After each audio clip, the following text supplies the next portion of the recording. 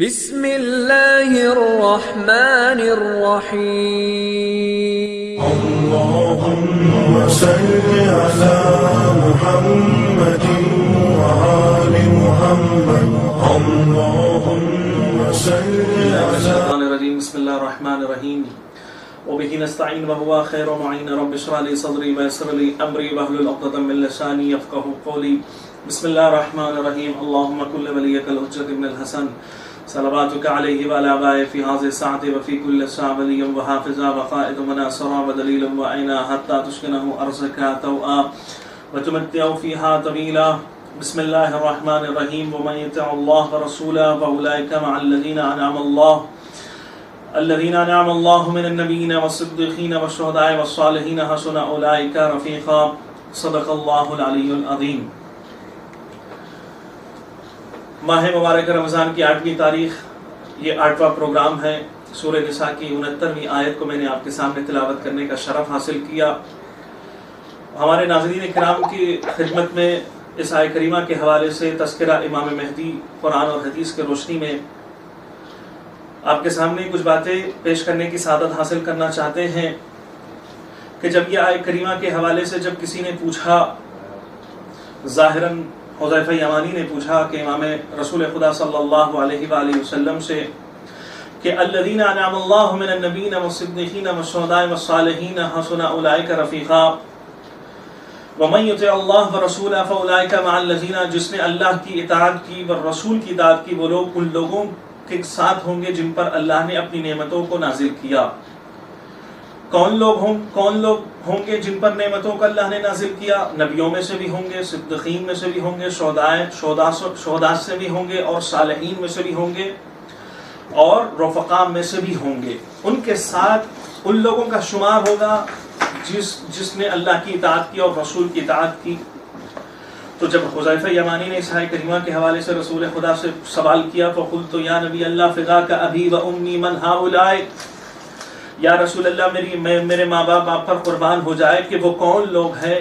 کہ جن پر اللہ نے اپنی نعمتوں کو نازل کیا اور اللہ اور رسول کی اطاعت کرنے سے ہم ان کے ساتھ ہو جائیں گے؟ تو قال رسول اللہ صلی اللہ علیہ وآلہ وسلم یا حذیفہ انا من النبیین الذین انعم اللہ علیہم انا اولہم فی النبوہ، اے حذیفہ میں نبیوں میں سے ہوں اور میں ان لوگوں میں سے ہوں کہ جن پر اللہ نے نعمتوں کو نازل کیا، اور نبوت میں پہلا وہ انسان ہوں کہ جن پر اللہ نے اپنی نعمتوں کو نازل کیا۔ ومن الصدیقین، سچوں میں سے اگر کوئی ہے تو علی ابن ابی طالب علیہ السلام،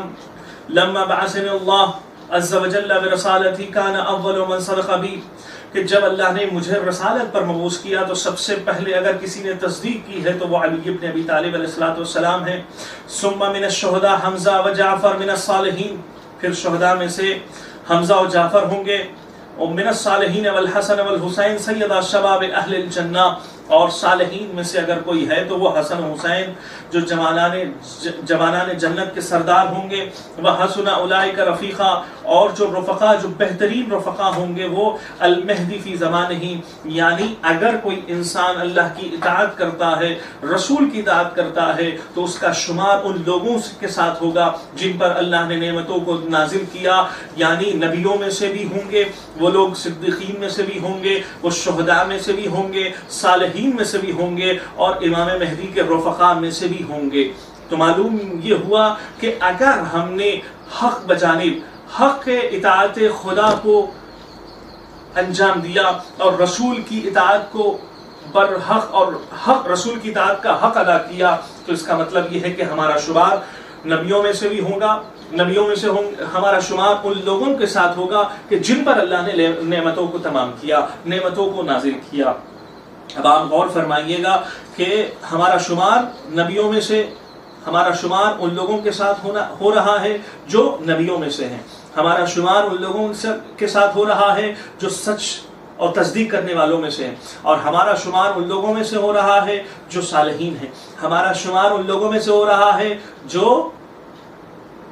شہداء ہیں۔ تو اب ہماری سب سے بڑی ذمہ داری یہ ہے کہ ہمیں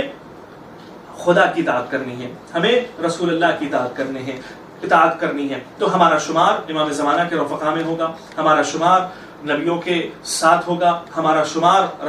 صدیقین کے ساتھ ہوگا، ہمارا شمار شہداء کے ساتھ ہوگا۔ تو آئیے ناظرین کرام، ہم یہ دیکھنا چاہتے ہیں کہ کون لوگ وہ ہوں گے کہ جو اللہ کی اطاعت کرتے ہیں، کون لوگ وہ ہوں گے جو رسول اللہ کی اطاعت کرتے ہیں۔ ماہ مبارک رمضان میں اللہ نے ہمیں توفیق دی ہے روزہ رکھنے کی، اگر ہم روزہ نہیں رکھ پاتے ہیں تو اس کا مطلب یہ ہے کہ ہم نے اللہ کی اور رسول کی اطاعت نہیں کی ہے۔ اگر ہمارے پاس طاقت ہونے کے باوجود بھی اگر ہم نہیں روزہ رکھتے ہیں تو ہم نے نہ رسول کی اطاعت کی نہ اللہ کی اطاعت کی۔ اب آپ آئیے، ماہ مبارک رمضان میں ہمیں اچھے اخلاق کے ساتھ پیش آنا ہے،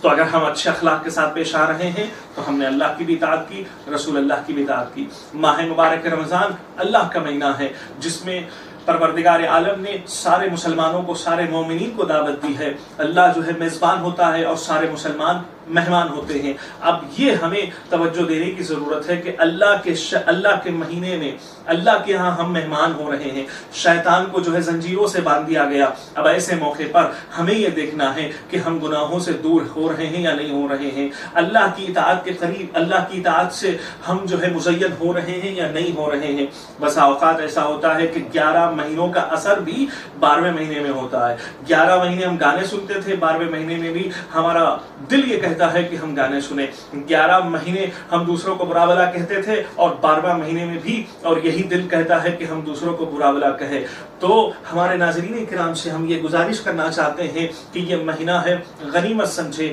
یہ مہینہ ہے کہ اللہ نے ہمیں توفیق دی ہے کہ روزہ رکھنے کی، اللہ نے ہمیں توفیق دی ہے عبادت کرنے کی، اللہ نے ہمیں توفیق دی ہے قرآن کریم کی تلاوت کرنے کی، اللہ نے ہمیں توفیق دی ہے غریبوں کی اور بیواؤں کی اور یتیموں کی مدد کرنے کی۔ تو ہم یہ سارے چیزوں کو انجام دے کر خدا کی اطاعت کر سکتے ہیں اور رسول کی اطاعت کر سکتے ہیں۔ جب ہم نے خدا کی اطاعت کر ڈالی اور رسول کی اطاعت کر ڈالی تو ہمارا شمار ان لوگوں میں سے ہوگا جو نبیوں میں سے ہیں، ہمارا شمار ان لوگوں میں سے ہوگا جو صدیقین میں سے ہے، ہمارا شمار ان لوگوں میں سے ہوگا جو شہداء میں سے ہے، ہمارا شمار ان لوگوں میں سے ہوگا جو صالحین میں سے ہے، ہمارا شمار ان لوگوں میں سے ہوگا جو امام مہدی علیہ السلام ہے۔ تو اب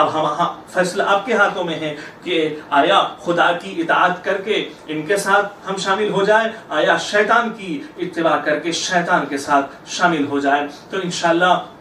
اس مختصر سے وقت پہ مختصر سی گفتگو کو یہی پہ تمام کرتے ہیں اور انشاءاللہ آنے والے دن میں ایک نئے موضوع کے ساتھ آپ کے ساتھ حاضر ہوں گے۔ اس وقت تک کے لیے ہم آپ سے اجازت چاہتے ہیں۔ وصلی اللہ علیہ سیدنا محمد وآلہ الطیبین۔